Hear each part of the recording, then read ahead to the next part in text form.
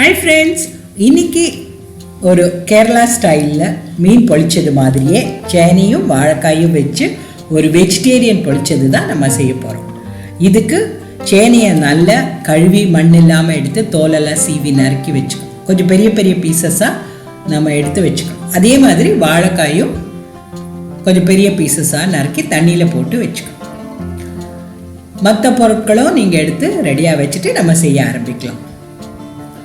ஒரு சாஸ்பேனில் கொஞ்சம் தண்ணி கொதிக்க வைக்கணும். கொதிக்க வச்சு அதில் உப்பும் மஞ்சத்தூளும் சேர்த்து நல்லா கொதித்ததும் இந்த சேனையை முதல்ல நமக்கு வேக வச்சுக்கணும். ஸோ ஃபுல்லாக வேக வைக்காமல் பாதி வேக வச்சா போதும்.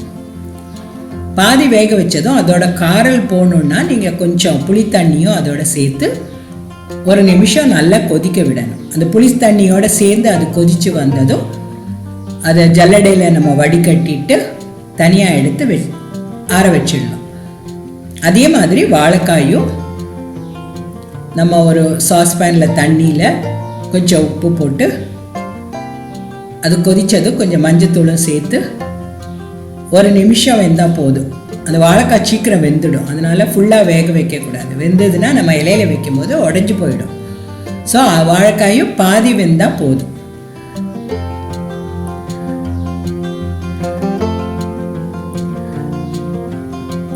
இதையும் எடுத்து ஆற வச்சுக்கணும். இப்போ சேனையும் வாழைக்காயும் நம்ம மேரினேட் பண்ண போகிறோம். மேரினேட் பண்ணும்போது அந்த மசாலா அதில் இறங்கி நல்ல டேஸ்டியாக இருக்கும். மேரினேட் பண்ணுறதுக்கு ஒரு டீஸ்பூன் மிளகாய்த்தூள், மஞ்சத்தூள், உப்பு, கொஞ்சம் உப்பு, ஏன்னா முதலே உப்பு சேர்த்துருக்கோம், பெப்பர் பவுடர், அப்புறம் ஒரு டேபிள் ஸ்பூன் எண்ணெய் சேர்த்துக்கலாம். நீங்கள் தேங்காய் எண்ணெய் சேர்த்துக்கலாம், இல்லை உங்களுக்கு விருப்பமான எண்ணெய் கூட சேர்த்துக்கலாம். சேர்த்து நல்லா பெரட்டி அது ஒரு 10 நிமிஷம் ஊறினா போதும். ஸோ இதே மாதிரி வாழைக்காயும் சேனையும் ரெண்டையும் இதே மாதிரி மேரினேட் பண்ணி வச்சுக்கணும்.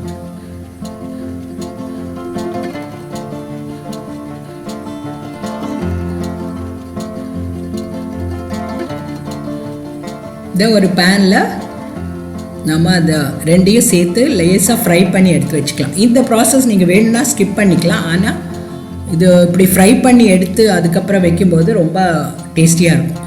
இது கொஞ்சம் வேலை ஜாஸ்தி தான், ஆனால் அது நிச்சயமாக அது வாழைக்காயும் சேனையும் அதில் மசாலாலாம் இறங்கி ரொம்ப டேஸ்டியாக இருக்கும்.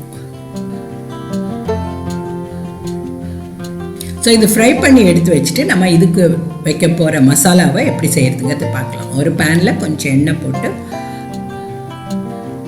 பொடியாக நறுக்கின வெங்காயம், பச்சை மிளகாய் சேர்த்து நல்லா வதக்கிக்கணும். அது கோல்டன் ப்ரௌனாக நல்லா வதக்கினதும்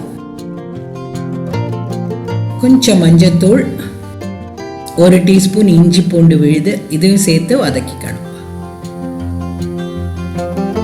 அதுக்கப்புறம் கொஞ்சம் ஜீரகத்தூள், தனியா, மிளகு, சில்லி பவுடர் இதெல்லாம் சேர்த்துக்கணும். இதுலேயே மசாலா தேவையான உப்பும் சேர்த்துக்கலாம். ஏன்னா ஆல்ரெடி நம்ம அதுலேயும் உப்பு சேர்த்துருக்கோம். ஸோ பார்த்துட்டு கவனமாக சேர்த்துக்கோங்க. இந்த மசாலா அடிப்பிடிக்காமல் இருக்கிறதுக்கு ஒரு டேபிள் ஸ்பூன் தண்ணி ஊற்றணும். ஸோ தண்ணி ஊற்றும் போது அது கொஞ்சம் அடிப்பிடிக்காமல் மசாலா நல்லா கரெக்டாக வெந்து இருக்கும். அதுக்கு கூட நம்ம பொடியாக நறுக்கின கொத்தமல்லியும் சேர்த்துட்டு கைப்புளி கொஞ்சம் சேர்க்கலாம். இல்லைன்னா ஒரு அரை மூடி எலுமிச்சம்பழம் கூட அதில் பிழிஞ்சு விட்டுக்கலாம். ஸோ இப்போ நல்லா அந்த மசாலா ரெடி ஆகிடுச்சு. நம்ம அந்த செஞ்சு வச்ச மசாலாவை நம்ம இப்போ இலையில் அந்த வெஜிடபிள்ஸ் கூட வச்சு பொதிச்சு நம்ம ஸ்டீம் பண்ணிக்கலாம், இல்லைன்னா ஃப்ரை பண்ணிக்கலாம். ஸோ இப்போ ஒரு இலை துண்டு எடுத்து கட் பண்ணிக்கணும். நீங்கள் அது வாட்டிக்கிட்டு கூட செய்யலாம், இல்லை அப்படியே டைரெக்டாக அந்த இலையிலேயே நீங்கள் மசாலா ஒரு 2 டேபிள் ஸ்பூன் வச்சுட்டு வாழைக்காயும் வச்சு அது மேலே கொஞ்சம் மசாலா அண்ட் ஒரு டீஸ்பூன் தேங்காய், கொஞ்சம் கருவேப்பிலை இதெல்லாம் வச்சு 4 பக்கமும் மடக்கிட்டு ஒரு ட்வைன் இல்லைன்னா அந்த வாழை நார் வச்சு கூட கட்டி வச்சிடலாம். இது மாதிரி வாழைக்காயும் சேனைக்கிழங்கும் இதே மாதிரி ப்ராசஸில் செஞ்சு எடுத்து வச்சுக்கணும்.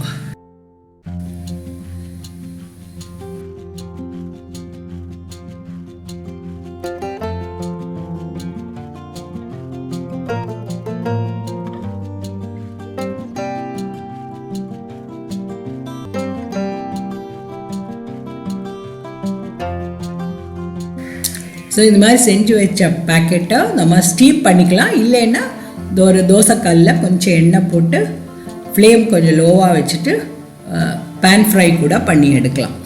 அது மசாலா உள்ளது வேகணும், அதனால ரொம்ப லோ ஃப்ளேமில் வச்சுட்டு அந்த வாழை இலையோட நிறம் மாறுறது வரைக்கும் ஒரு 5 to 10 minutes மெதுவாக அது பெரட்டி எடுத்து 2 பக்கமும் திருப்பி போட்டு இது மாதிரி நல்லா இந்த மாதிரி சுட்டு எடுத்து வைக்கலாம். இல்லை நீங்கள் ஸ்டீம் கூட பண்ணிக்கலாம். ஸோ பரிமாறும்போது நீங்கள் அந்த இலையை எடுத்துகிட்டு பரிமாறலாம், இல்லை அப்படியே கூட நீங்கள் சர்வ் பண்ணலாம். ஸோ இப்போது அந்த மசாலாவில் உள்ளே இறங்கி சேனையும் முழுசாக வெந்து பார்க்கறதுக்கு அவ்வளோ டேஸ்டியாக இருக்குது.